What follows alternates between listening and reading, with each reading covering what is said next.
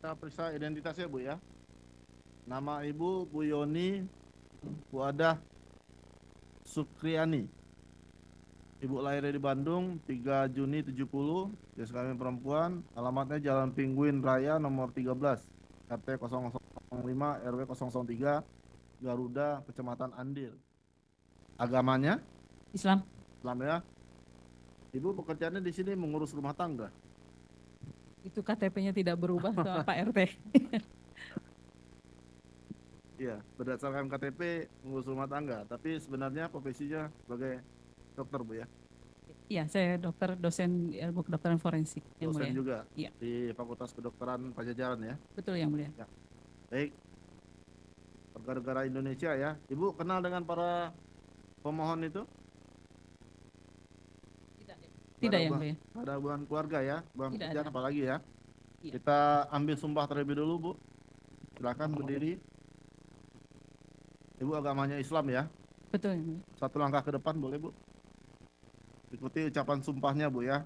Diucapkan atau dilafazkan ya. Bismillahirrahmanirrahim. Bismillahirrahmanirrahim. Demi Allah saya bersumpah Demi Allah saya bersumpah bahwa saya sebagai ahli bahwa saya sebagai ahli akan memberikan akan memberikan pendapat pendapat dengan sebaik-baiknya dan sebenar-benarnya dengan sebaik-baiknya dan sebenar-benarnya menurut pengetahuan menurut pengetahuan bidang dalam bidang keilmuan yang saya miliki. keilmuan yang saya miliki. Silakan duduk Bu.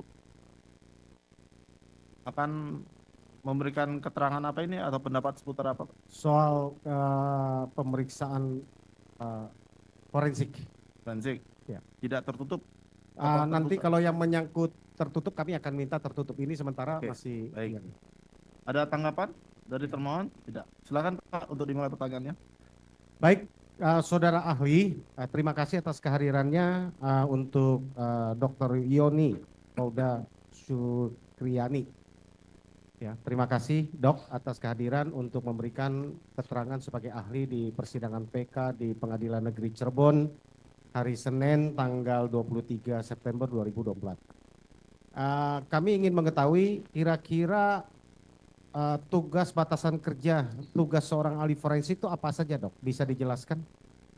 Ya, menurut definisi kedokteran forensik itu adalah ilmu kedokteran yang digunakan untuk kepentingan penegakan hukum dan keadilan. Jadi dokter spesialis forensik itu adalah seorang dokter yang mendedikasikan keilmuannya untuk penegakan hukum dan keadilan. Oke, pertanyaannya yang berikut. Apakah visum et repertum harus selalu dari ahli forensik atau dokter umum dapat mengeluarkan? Dapat mengeluarkan. Dokter umum dapat mengeluarkan sesuai dengan pasal 133 KUHP. Oke, jadi dokter umum juga dapat mengeluarkan ya, tidak harus dokter ahli forensik. Tidak. Tidak ada batasan terkait dengan penilaian dokter umum terkait batasan sampai di mana untuk menilai atau memberikan keterangan di visum et repertum misalnya di dalam profesi kedokteran? Tentu ada batasan. Ya, ada. bisa dijelaskan batasannya, dokter umum mana, dokter forensik harus lewat dokter forensik yang mana? Ya. Jadi untuk dokter umum itu bisa membuat visum et repertum atau ringkasan medis yang serupa pada kasus-kasus yang sesuai dengan kompetensinya, kompetensi dokter umum.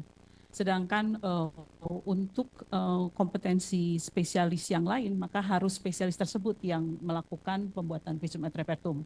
Sedangkan untuk kedokteran forensik, secara umum dibagi dua kasus, yaitu forensik patologi menyangkut jenazah dan juga forensik klinik menyangkut orang hidup yang tidak bisa dilakukan oleh dokter-dokter yang lain. Oke, pertanyaan berikutnya. Kalau biasanya dalam peristiwa kematian yang diakibatkan oleh karena kecelakaan, itu biasanya harus dokter forensik atau dokter umum? Idealnya dokter forensik, tetapi karena di Indonesia ini dokter forensik sangat sedikit, maka dengan terpaksa banyak rumah sakit yang melakukan pemeriksaan dan juga melaporkan visum itu dilakukan oleh dokter yang ada di situ. Apa perbedaannya hasil kerja dokter umum dengan dokter forensik ketika memeriksa katakanlah tubuh jenazah atau seseorang yang akibat dari peristiwa kecelakaan? Tentu akan ada perbedaan kemampuan atau kompetensi evidential reasoning Jadi artinya menilai apakah suatu fakta klinik atau fakta kedokteran itu punya makna di mata hukum. Nah, itu perbedaan antara dokter umum dengan dokter forensik atau dokter lain dengan dokter forensik. Saya kira itu. Oke, saya ingin bertanya lagi. Ahli, apakah ada katakan datang nih pasien ya, baik dalam keadaan meninggal atau masih hidup ya, itu kan pasti ditanya dalam apa dia terluka dibawa ke IGD ya, di IGD ya. Apakah dokter selalu berpatokan kepada informasi awal, misalnya ketika ada pasien datang, lalu di pasien di awal dikatakan, kenapa nih? Ini pasien adalah dari kecelakaan, korban dari kecelakaan. Lalu apakah ada standar dokter memeriksa, misalkan ketika memeriksa tubuh korban atau pasien tersebut, ternyata menemukan hal-hal yang bukan peristiwa diduga kecelakaan seperti informasi awal. Ya, apakah dokter itu wajib menyampaikan itu ke polisi atau dia hanya meneruskan terus dia hanya mencatatkan apa yang ditemukan? Kalau korbannya itu bukan anak-anak, umumnya itu dicatatkan saja sebagai temuan kedokteran di dalam rekam medis. Karena di dalam sistem hukum kita, yang orang awam yang diwajibkan untuk melaporkan suatu dugaan adanya tindak pidana itu hanya jika korbannya adalah anak-anak sesuai dengan Undang-Undang Perlindungan Anak. Oke, berarti kalau ada seorang dikatakan itu ada korban kecelakaan dibawa ke IGD, pada tubuhnya dilihat bukan adalah korban kecelakaan, dokter itu tetap akan memeriksa seolah-olah memperlakukan bahwa itu seperti korban kecelakaan, begitu? Iya. Jadi inilah mungkin yang menjadi perbedaan antara dokter forensik dan non forensik.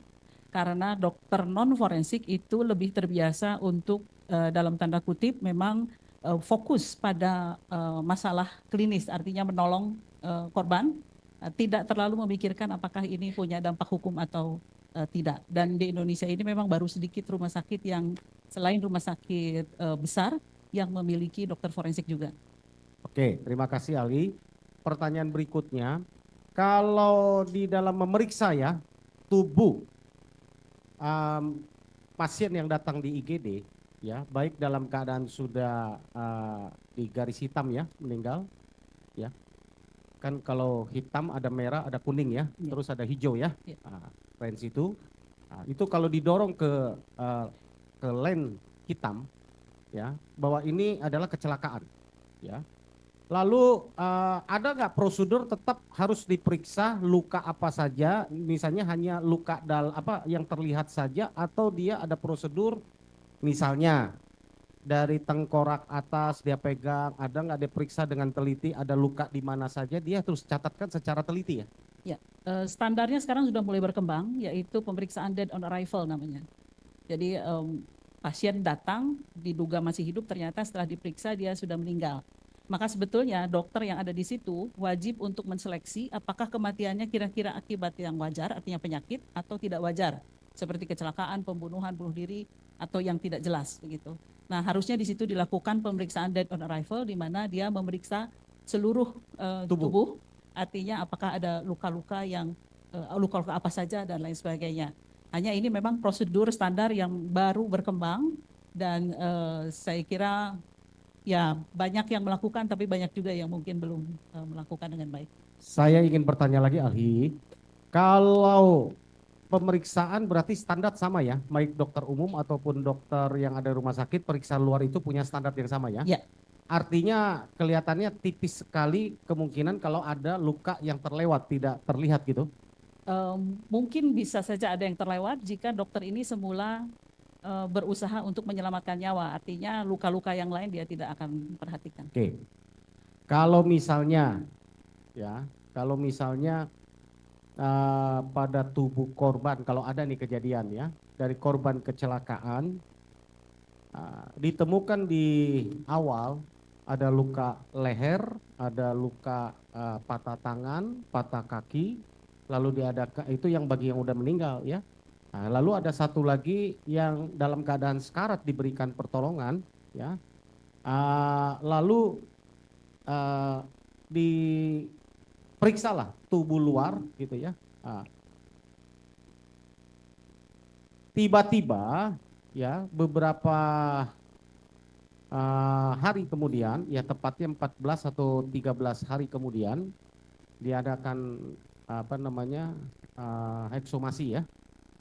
Kemudian penggalian mayat ya, lalu ditemukan ada luka yang tidak ketemu ya di tengkorak atas depan ya, atau tengkorak atas depan. Kira-kira luka tengkorak itu bisa sampai tidak terlihat, padahal luka tengkorak bawah bisa terlihat. Kira-kira bisa terjadi? Kemungkinannya adalah terlihat, tetapi karena terlalu parah maka dia juga harus hati-hati untuk melakukan tindakan, apakah itu pemeriksaan ronsen atau pemeriksaan lain atau pengobatan. Atau kedua memang tidak melihat itu. Tidak ada. Pertanyaan saya berikutnya, dokter ahli.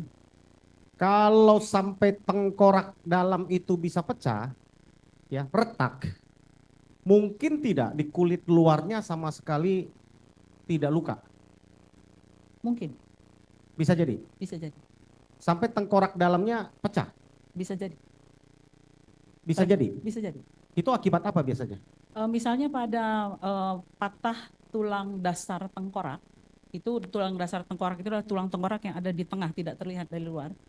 Itu kalau patah tandanya justru bisa saja di luar tidak terlihat apa-apa, tetapi salah satu tanda yang sering terjadi justru adalah perdarahan di hidung, perdarahan telinga, dan mata agak gelap. Jadi tidak terlihat dari luar. Itu akibat apa? Itu kalau ada patah tulang dasar tengkorak. Ya, penyebab patah karena pukulan atau benturan atau apa? Menurut Harus benturan yang sangat kuat ya, karena kalau dipukul nggak mungkin. dipukul pakai apa? Pakai tangan kosong? Tidak mungkin. Kalau tangan kosong pukul tidak mungkin ya. Tidak. Kalau pakai bambu, bambunya sebesar apa? Apakah kosong atau isi? misalnya kalau pakai bambu biasanya saya kejeduk aja benjol, dok. Ya. Ya, apalagi kalau dipukul sampai tulang tengkorak Ya. ini retak, apa mungkin? Kalau bambunya seperti yang saya bayangkan, bambu di mana dia kosong di dalamnya, kemudian diameternya kurang lebih 5-10 cm begitu, saya kira tidak. Mungkin ada kerusakan justru pada jaringan lunaknya ya, kulit misalnya begitu Ya, ya, itu maksud daripada di dalam. Karena untuk mematahkan tulang dasar tengkorak itu perlu power yang sangat besar ya. Seberapa kuat sebenarnya untuk memecahkan tengkorak atas itu? Kalau saya itu baru menemukan di literatur, kalau misalnya kecelakaan lalu lintas, kecepatan 35 km per jam, itu sudah bisa menyebabkan dia kemudian kecelakaan dan jatuh terlempar misalnya, maka tulang dasar tengkorak itu sudah bisa patah. Tetapi lebih jarang, yang lebih sering adalah 45 km per jam ke atas. Oh, jadi kalau akibat kecelakaan karena benturannya sekaligus, apalagi masih terlindung dengan helm, ya mungkin karena benturan di dalam dengan helm, sehingga tidak ada luka luar, tapi dalam keadaan retak bisa jadi itu ya. Ini juga miskonsepsi tentang helm sebetulnya, karena helm itu hanya melindungi sekitar 40% dari kemungkinan head injury. Dan helm yang beratnya lebih dari 1,5 kilogram, justru itu akan bisa memungkinkan injury atau patah tulang yang lebih besar. Kemudian kalau dari data menunjukkan bahwa 70% korban dengan tulang dasar tengkorak yang patah itu pada pengendara motor justru yang mengenakan helm full face. Mungkin bisa ditunjukkan gambar helm, Pak. Coba, Dok, sebentar. Majelis, mohon izin kita dengan kerusakan, ya, tolong. Ari, dari termohon, kalau mau lihat. Oh, tidak. Dijelaskan Pak Yan, rusak helmnya bagian depan apa aja, supaya dokter bisa menilai.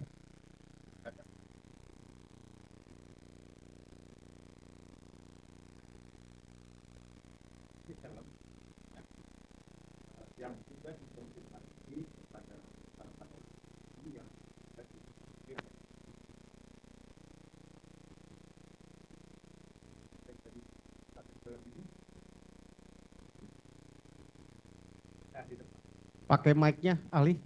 Pakai Ya. mic.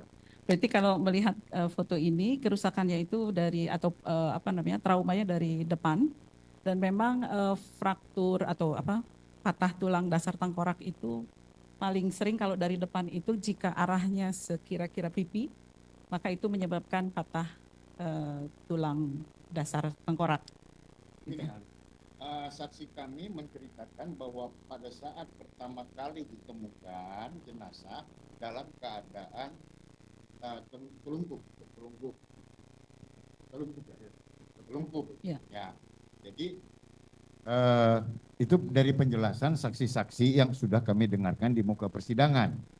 Jadi menurut mereka bahwa si korban laki-laki ini jatuh itu tertelungkup itu bagian wajahnya yang terjatuh. Ya. Dan ada seorang saksi mata yang melihat bahwa korban ini membentur tiang PJU. Ya. Nah, itu keterangan saksi yang pernah diungkap di muka persidangan ini, ahli. Pertanyaannya? Kalau tadi kan ahli bilang mungkin traumanya trauma depan. Ya. Nah, trauma depan ini terjadi pada saat dia membentur ke aspal ini. Nah, apakah dengan membentur ke aspal ini kerusakannya seperti ini? Tergantung dia, misalnya kalau dia terlempar dengan jarak yang kecepatan cukup tinggi, misalnya dari motornya kemudian terhalang sesuatu, kemudian tubuhnya terlempar, maka ketika benturan terhadap aspal ini cukup keras, maka memungkinkan seperti ini. Memungkinkan ya? Mungkin. Oke, Ya. terima kasih, ahli. Bambunya mana bambu? Ya, bambu runcing. Mana bambu runcing?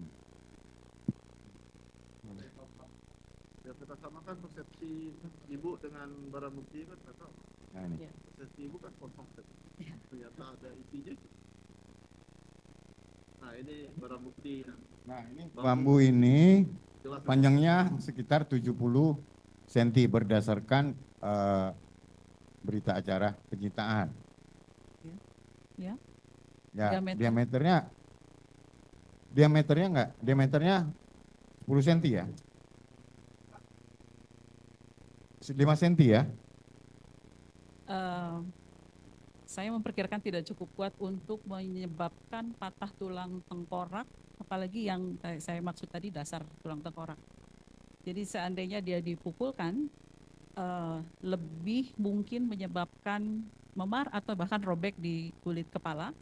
Kalaupun ada fraktur atau ada patah tulang, biasanya kalau daya atau powernya itu tidak terlalu besar, maka patahnya di permukaannya, di permukaan tempat dia Oke. dipukulkan. Satu saksi mata yang sudah diperiksa di muka persidangan bahwa bagian kepalanya itu membentur tiang PJU. Ya. Beton. Besi. Besi. Baja ya. Nah, apakah itu memungkinkan yang menyebabkan tadi patah batang tengkorak ya? Dasar tengkorak, Ya. tulang dasar tengkorak. Kalau besi mungkin. Kalau Besi mungkin. ya. Tapi kalau Besi bambu nggak tiang mungkin ya? PJ, kecil kemungkinan. Kecil kemungkinan. Terima kasih, ahli.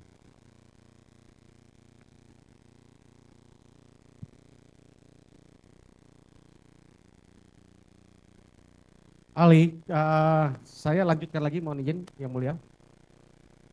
Jadi untuk sampai retak berarti memerlukan tekanan power yang sangat keras ya. Lewat benda luar kalau sengaja dipukul, selain kepala tengkorak itu bisa pecah, pasti akan terjadi luka luar kalau sengaja saya logikanya pun saya berpikir begitu karena kejeduk aja pasti benjol kan gitu ya, nggak usah ahli, kalau saya pun sekarang jedukin pun pasti benjol sebelum luka tengkorak dalam gitu ya. Pertanyaan saya sebelum pertanyaan yang lain, apakah dengan luka retak tengkorak dasar tengkorak ya, atas dan bawah, orang masih bisa hidup? Tidak mati sekaligus gitu, tidak meninggal ya sekaligus, masih bisa? Tulang dasar tengkorak itu ada di tengah Pak, nggak kelihatan. Jadi ini tulang atap tengkorak, ini tulang tengkorak bagian belakang, dasar tengkorak itu di tengah di dalam, nggak akan kelihatan. Nah, patahnya tulang dasar tengkorak memang membutuhkan power yang sangat besar dan memungkinkan jika patahnya itu tidak terlalu luas dan tidak mengakibatkan kerusakan otak yang signifikan, itu masih bisa ada beberapa waktu itu hidup. Masih bisa ya? Masih bisa. Berapa lama biasanya bisa bertahan hidup? Saya tidak bisa menentukan karena sangat tergantung pada kerusakan otak yang disebabkannya. Hitungan hari atau jam? Oh, bisa Biasanya- jam, bisa hari. Bisa Kalau jam, bisa misalnya dia cepat-cepat dirawat di rumah sakit, kemudian ini dan tidak terlalu kerusakan jaringan lunak otaknya tidak terlalu parah, bisa beberapa hari. Saya yang sangat penting agak teknis saya tanya kepada ahli. Kalau orang terjadi benturan yang keras terhadap kepala, ya, lalu ada luka di mata tulang leher katakan, ya, ada karena ada luka tengkorak di bawah kepala belakang kan, ya, ada kemungkinan patah leher. Biasanya ciri-ciri orang patah leher bagaimana? Ciri-ciri patah leher. Dia masih hidup ya, masih hidup. Kalau masih hidup tentu ada tandanya di situ, apakah memar, kemudian ada gangguan saraf biasanya. Karena di situ tempat keluarnya saraf dari otak ke bawah ke alat-alat gerak dan lain sebagainya. Jadi misalnya ada kelumpuhan, ada penurunan kekuatan dan lain sebagainya. Jadi arahnya ke situ tanda-tandanya. Kalau terjadi pendarahan dalam, biasanya bagaimana ininya, cara pertolongan pertamanya? Apakah lehernya diitukan, apa tetap pakai bantal ataukah disangga di belakang? Biasanya trauma leher untuk mencegah trauma yang lebih besar dan gangguan terhadap saraf, memang selalu harus difiksasi ini lehernya. Bukan, terjadi pendarahan, mengganggu saluran pernapasan. Ngorok, orang bilang ngorok. Oh, perdarahannya di mana maksudnya? Di dalam. Di dalam saluran nafas? Iya. Biasanya apa? Kalau terjadi ngorok itu seseorang misalnya ada luka di leher nih. Ya. Terdengar seperti orang tidur ngorok. Okay. Ya. Itu biasanya apa penyebabnya? Ya, jadi ngorok itu ada dua macam. Ya. Ngorok itu bisa ada sumbatan di saluran nafasnya, artinya ada misalnya ada darah, ada cairan yang masuk ke dalam dari hidung, mulut sampai ke saluran nafas ke paru-paru. Ya. Itu juga ngorok bisa. Ya, betul. Kalau ngorok tidak sadar, itu biasanya karena gangguan otak terutama pada bagian otak kecil, otak belakang ya yang mengatur pernafasan. Kalau di situ ada gangguan yang berat, ada ketidaksadaran, maka lidah itu akan terdorong jatuh ke belakang dan mengganggu jalan nafas sehingga ngorok. Oke. Gitu. Ini dalam hal ini yang saya umpamakan tadi dalam peristiwa, ini ada satu korban yang masih hidup ketika dibawa ke rumah sakit. Lalu ada temannya menyaksikan dia sedang lagi disanggah lehernya, lalu terdengar seperti orang tidur ngorok, bukan karena nyenyak ya, bukan tidur orang nyenyak, tapi ngorok gitu ya. Nah, itu biasanya yang tadi dua hal tadi ya. Ya, kalau akibat benturan itu biasanya karena lidahnya ke belakang atau karena darah, pendarahan dalam? Kalau menurut saya ceritanya seperti itu, maka kemungkinan adalah kalau memang ada trauma di sebelah sini, bisa jadi itu penurunan kesadaran dan lidahnya jatuh ke belakang sehingga menghalangi saluran nafas. Sehingga ngorok, ya. Itu pengobatan penanganan pertamanya memang difiksasi dulu lehernya, jangan sampai bergerak karena itu yang bisa fatal mengakibatkan kematian atau kelumpuhan. Tapi dalam kesaksian yang kita dengar dalam peristiwa itu, si korban itu dibaringkan dan kepalanya, lehernya agak ya seperti begini, dokter. Iya. Itu karena pendarahan atau karena lidah ke dalam? Kalau menyebut pendarahan tentu harus terbukti bahwa ada darah di dalamnya kan. Ya, kalau misalnya tidak ada darah di dalam saluran nafas, tidak terbukti, tidak ada cairan darah yang keluar misalnya, maka bukan darah yang menyebabkan dia ngorok, tetapi penurunan kesadaran. Oke, dari saya satu lagi yang terakhir ya, sebelum nanti ada teman-teman yang mau tanya menyangkut ke sidang tertutup ya. Kalau dibutuhkan untuk konfirmasi ada hal yang lain yang asusila. Saya ingin bertanya kepada ahli ya. Di dalam memeriksa bagian tubuh luar dari korban kecelakaan ya. Kalau Atau pertanyaannya saya balik. Kalau tidak diketahui dulu ketika datang itu tidak tahu dulu apa penyebabnya, kan seringkali orang mendorong ke rumah sakit itu tidak memberitahukan apa penyebabnya. Tahu-tahu luka, kadang-kadang luka hasil berantem atau hasil ditusuk orang bilangnya jatuh dari pohon, jatuh dari mana gitu kan. Banyak orang nggak mau ribet kan dalam praktek sehari-hari yang saya temui gitu ya di rumah sakit seringkali orang begitu ya. Kalau ditemukan ada hal yang aneh, wajib nggak dokter untuk memberitahukan? Tadi kan dicatatkan, tadi saya udah Ya, paham ya, ya. di dalam laporan visumnya dicatatkan di situ.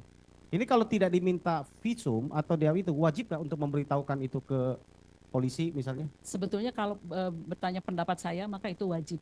Tetapi yang saya pahami beberapa rumah sakit, terutama rumah sakit yang masih kecil misalnya, belum punya standar untuk bisa melapor langsung ke kepolisian. Ya, Ya. itu sering menjadi masalah di banyak rumah sakit kecil. Gitu ya. Tapi kalau kalau pendapat kami, ketika kita menduga ada kematian tidak wajar, maka sebetulnya wajib lapor polisi. Satu lagi, bisa nggak membedakan antara luka tusuk benda karena pisau samurai dengan benda tajam misalnya karena misalnya paku atau karena besi gitu ya? Ya. Bisa dibedakan? Iya, kalau benda tajamnya ini ukurannya cukup panjang, maka tentu kedalaman lukanya akan lebih dalam. Nah, kemudian yang persoalan kedua adalah misalnya antara pisau yang pendek dengan pisau yang panjang atau sangkur misalnya atau pedang misalnya, maka jarang orang itu melukai hanya sampai goresan atau ini saja dangkal saja. Tentu dengan bilah yang panjang, power yang digunakan akan lebih lebih besar sehingga kedalaman lukanya akan lebih dalam. Kalau pedang panjang ditusuk minimum kedalaman kalau menurut pengalaman dokter ya, Ya. ahli, Ya. itu bisa berapa senti dalamnya? Saya belum pernah menangani pedang panjang ya, akan tetapi saya pernah menemukan misalnya pisau 10 cm, maka itu bisa sampai menembus jantung. Dari dada bisa menembus jantung. Kalau hanya 7-10 cm itu bisa. kalau orang lagi kalau hanya lebar goresan 15 cm, kedalaman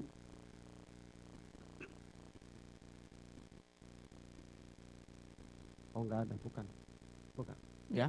Jadi itu pasti dalam ya. Ya, kalau misalnya saya pernah ada kasus itu antara pisau 7 cm dengan sangkur 30 cm dengan ukuran yang tadi yang menembus jantung, itu akan lebih mungkin yang 7 cm daripada yang panjang, karena kalau yang panjang tentu dia Atau ketika ini saya powernya akan besar. bertanyanya kira-kira yang mematikan itu harus berapa senti kedalaman tusukan benda tajam? Katakan pisau atau samurai. Tergantung yang ditusuknya yang mana. Oh, jadi Ya. tidak semua tempat ya? Tidak semua. Oke, tempat. makasih. Saya lanjutkan.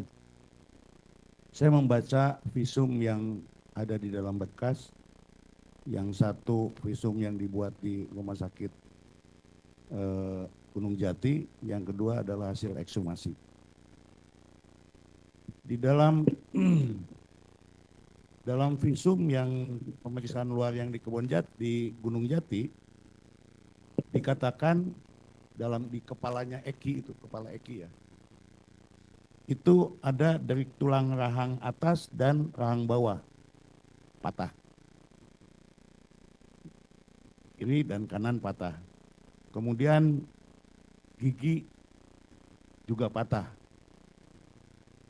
Nah, bahkan di dalam putusan pengadilan negeri ini diakibatkan oleh dipukul dengan tangan kosong mengenai pipi sebelah kiri sebanyak 1 kali oleh Jaya.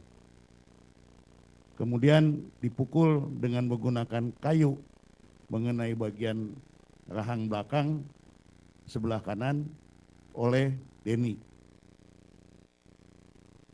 Kemudian pengakuan Rudiana bahwa gigi depannya habis semuanya. Pertanyaan saya pada Prof. Ahli, analisa ahli bagaimana mengenai hal ini? Mohon maaf, mana yang dipertanyakan ya, saya kurang memahami. Ya, jadi gini, pertanyaannya. di dalam di dalam putusan pengadilan negeri itu disebut dipukul nih tangannya nih, pipi. Kemudian juga dipukul dengan menggunakan kayu dadanya. Rahang belakang sebelah kanan oleh Denny. Jadi rahang kanan sebelah belakang inilah kira-kira ya oleh Denny. Ini hasil pemeriksaan luar dan saya hubungkan dengan hasil ekshumasi. Gitu. Nah, dari kedua keterangan visum ini, tentu ahli bisa menganalisa tentang hal ini. Nah, mungkinkah ini dilakukan oleh satu orang? Sampai patah rahang belakang, kemudian giginya juga habis. Menurut keterangan Rudiana. Iya, kalau tangan kosong itu kecil kemungkinan untuk menyebabkan patah tulang rahang. Tapi yang lebih mungkin itu dislokasi atau engselnya lepas. Itu kalau tangan kosong ya. Saya tidak melihat kemungkinan besar untuk patahnya tulang rahang dengan tangan kosong. Kalau dipukul dengan kayu, Kalau dipukul dengan kayu, kalau dipukulnya sampai sangat keras, rahangnya lepas kan? kalau dipukul dengan kayu dan cukup keras, tergantung kayunya sebesar apa, masih mungkin. Ya itu kayunya. Yang tadi Yang itu. tadi itu. Ya masih mungkin lah, masih mungkin. Mungkin ya. Mungkin. Kemudian mengenai gigi gimana? Gigi, mohon maaf Apakah pertanyaannya. hasil analisa ahli dalam melihat ekshumasi dan pemeriksaan luar itu gigi itu masih ada nggak? Ya, kalau dari saya memang, Nah menurut Rudiana nggak, giginya habis semua ya, katanya. saya membaca visumnya, itu giginya masih ada 31. Masih ada? Masih ada 31 buah. Artinya kalau orang dewasa itu memang giginya 28 sampai 32 umur belasan begitu, 28 sampai 32. Nah, kalau dokternya masih bisa menghitung ada 31, berarti giginya masih ada. Masih ada, hanya patah aja rahangnya gitu. Hanya patah rahangnya. Ya. Masih ada, nggak patah berarti. Giginya ada berarti nggak patah kan? Ada. Saya tidak tahu ada patah atau tidak. Saya tidak melihat ada informasi patah atau tidak. Oke, tadi saya mempertajam rekan saya tadi mengenai soal dada kanan. Ini Eki ya, dada kanan 15 cm dari tengah, 19 cm dari bahu, 2 lecet 2 kali 0,5 cm, dan seterusnya. Kemudian menurut ekshumasi kulit dada kiri 20 cm di bawah bahu, menyilang resapan darah 18 kali 19 meter. Menurut keterangan putusan, ini dikatakan dipukul, ditusuk dada sebelah kanan sebanyak 1 kali dengan menggunakan samurai ukuran panjang oleh Rivaldi. Ini dalam putusannya. Nah, mengenai hal ini, saya ingin ketegasan ahli lagi, apakah ada bekas tusukan itu? Karena saya bukan yang memeriksa langsung jenazahnya, maka saya harus berasumsi bahwa visumnya, fakta pada visum atau hasil pemeriksaan itu benar adanya. Dan yang saya baca adalah pada dada itu tidak ada tanda-tanda akibat kekerasan tajam. Jadi hanya ada tanda-tanda akibat kekerasan tumpul berupa, kalau tidak salah itu lecet dan kemerahan ya, memar. Bukan bekas tusukan? Tidak ada tanda-tanda bekas tusukan atau kekerasan tajam lainnya. Luka terbuka? Saya tidak mengingat, tidak ada, kalau tidak salah ya. Ya. Oke. Saya lanjut lagi ke soal Vina. Nah, menurut pemeriksaan Rumah Sakit Gunung Jati, disebutkan kepala sebelah kiri memar 5 cm, ban bengkak. Kemudian pendarahan aktif dari lubang hidung, telinga, dan mulut. Selanjutnya pelipis kanan luka terbuka dasar jaringan bawah kulit.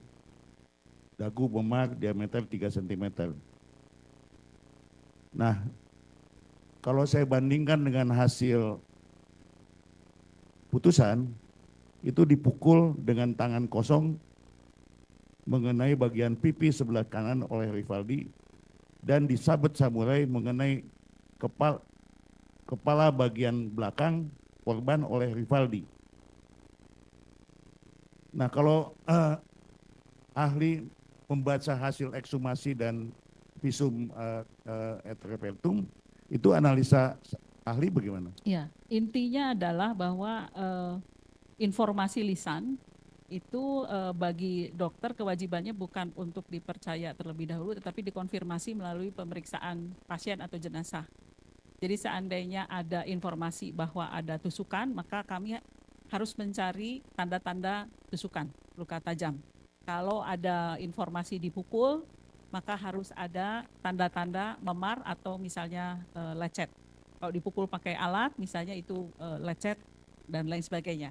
Jadi seandainya ada informasi misalnya ditusuk tetapi tidak ada tanda-tanda luka tajam, maka kami tidak bisa mengkonfirmasi adanya tusukan tersebut. Begitu. Bisa konfirmasi ya? Ya. Mungkin terakhir soal Vina ini soal kaki. Tungkai kanan.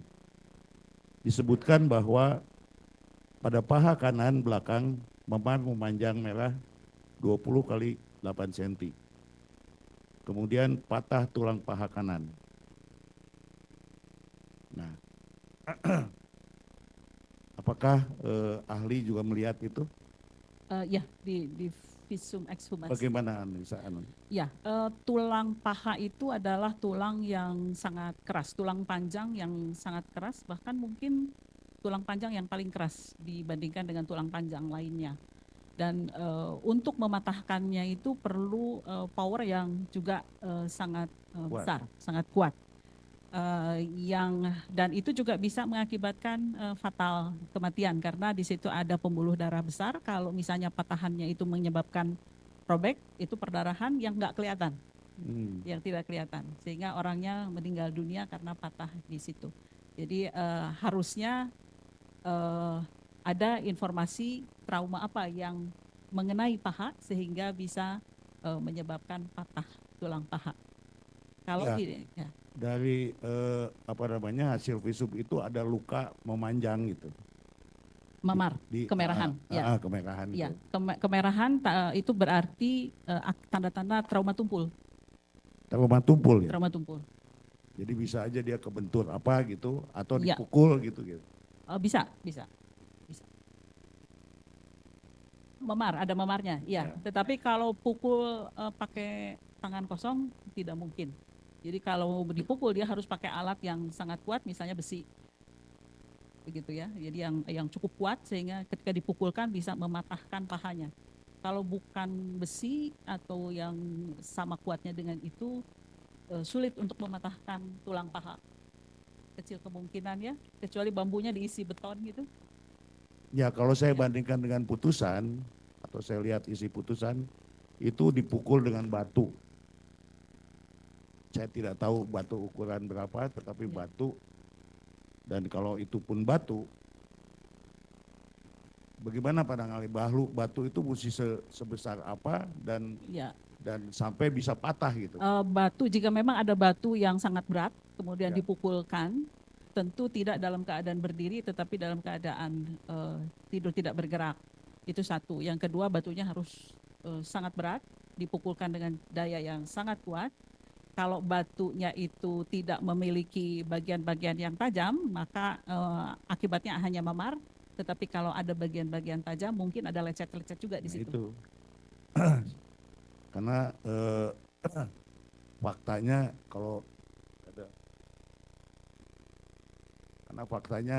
itu dia luka memanjang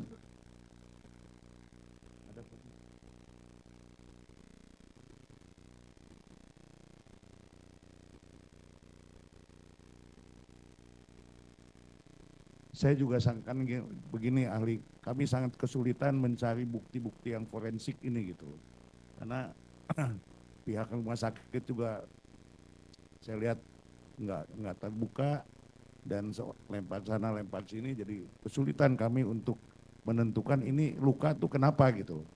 Kan kelihatan ada luka memanjang. Pertanyaan saya itu luka tuh kenapa gitu? Apakah ditusuk atau dibacok atau tapi luka itu melebar dan bergerigi gitu, bukan kalau kena tusukan kan panjang gitu, Ya. set gitu kan, ini enggak panjang dan melebar begitu. Ya. Kalau luka terbukanya tepinya tidak rata, berarti karena trauma tumpul. Kalau trauma tajam itu tepinya rata dan sudutnya tajam. Ya karena bu,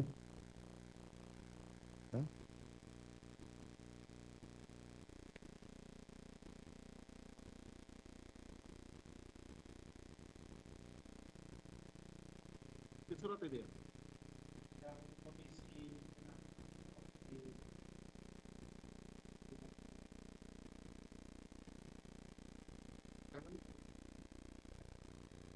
Kakinya.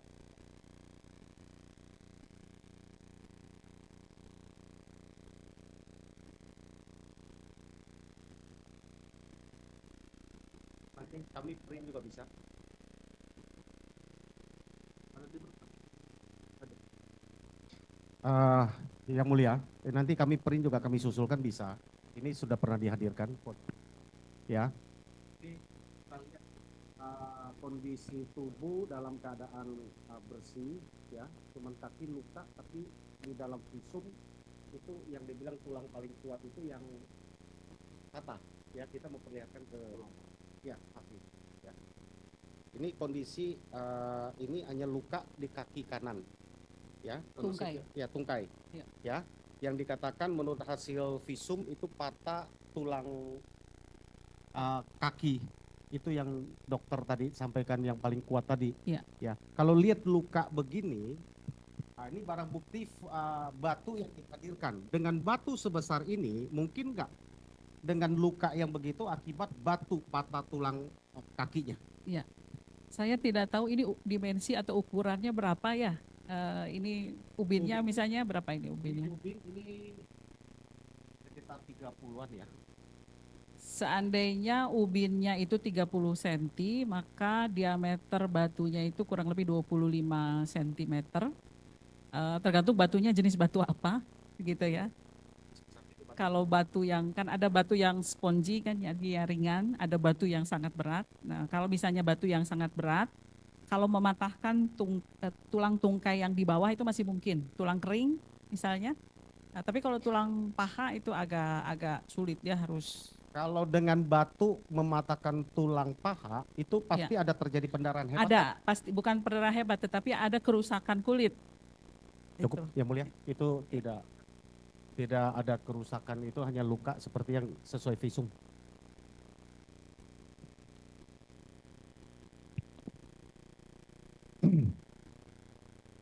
saya kira cukup ya. Oke, izin yang mulia. Selamat sore ahli. Pertama-tama saya tanyakan yang ringan-ringan saja dulu ahli. Kalau izin kita, skors. Terima kasih. Ahli tadi adalah ahli forensik yang intinya adalah membantu proses pidana, baik itu tahap penyidikan dalam rangka mengungkap tentang luka atau penyakit maupun dugaan kematian yang ditimbulkan. Yang ingin kami tanyakan, di dalam berkas perkara itu kan dalam visum maupun otopsi itu kan ada kata-kata di bawah sumpah. Pengertian di bawah sumpah ini menurut ahli apakah ini adalah independen dan sumpah itu apakah melekat kepada ahli atau ahli visum maupun otopsi? Iya, seluruh dokter, baik itu dokter forensik maupun bukan, itu sebetulnya bekerja di bawah sumpah karena dia begitu lulus itu harus sebelum lulus dia harus disumpah dulu sebelum bisa bekerja. Jadi kalau kelaziman di dalam visum itu diakhiri dengan di bawah sumpah atau misalnya menggunakan kalimat sesuai lembaran negara 350 tahun 37 misalnya yang tentang visum et repertum, itu hanya untuk penegasan saja bahwa apa yang disampaikannya adalah benar sesuai dengan yang dia temukan dan kesimpulannya sesuai dengan ilmu yang dia punyai. Selanjutnya, apakah benar memang di dalam visum itu memang menerangkan tentang luka, penyakit atau kematian yang diduga dilakukan oleh dalam kesimpulan kadang-kadang ada trauma benda tumpul dan sajam. Apakah seperti itu?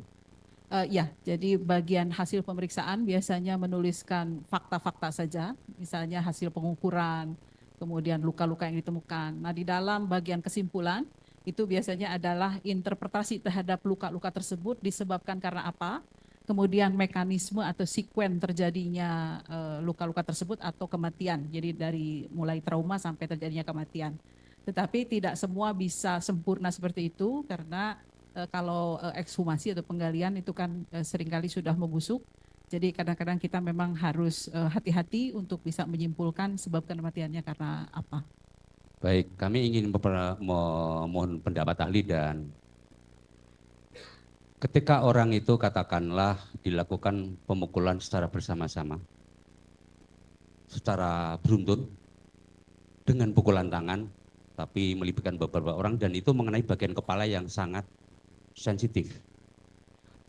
Apakah dengan keluarnya darah di hidung secara terus-menerus dan mulut, itu bisa menimbulkan kematian terhadap korban?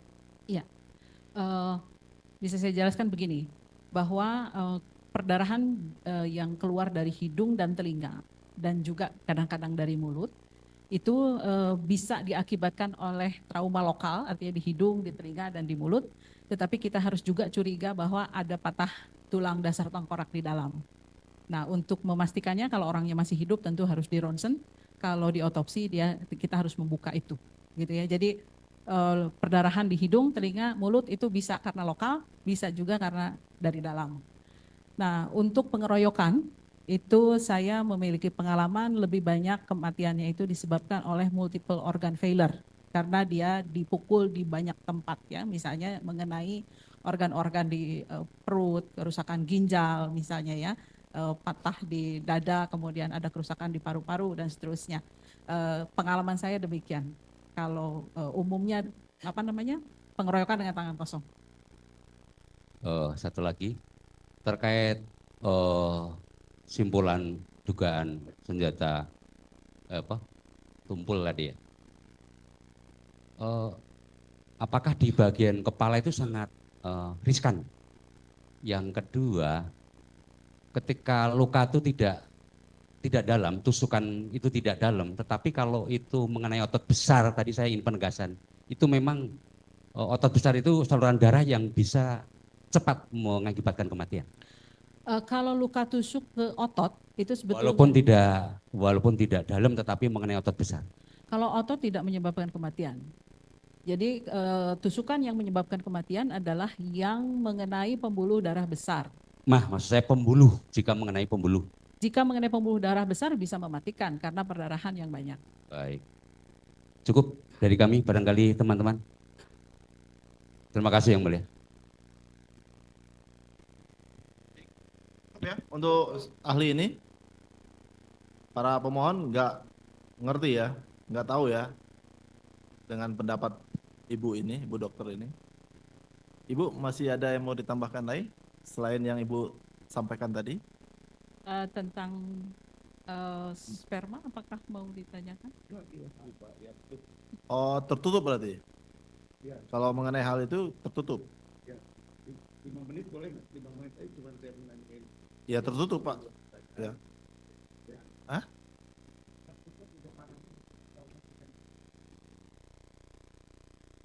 Ya, nggak bisa juga namanya. Nggak bisa juga Pak. Nggak bisa juga kalau semuanya terbuka juga. Gimana kita mau tertutup? Ya. Baik. Kalau cukup sampai di sini apa dilanjut pemeriksaan dengan tertutup?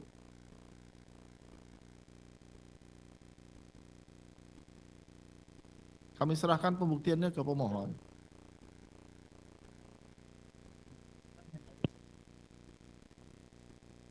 asusila. Asusila konsekuensinya harus tertutup. Nggak bisa. Kalau mau pengen ditanyakan ya kita harus tertutup untuk umum. Kalau masih, ya, baik. Kalau ini menyangkut asusila, kita nyatakan tertutup untuk umum sidangnya.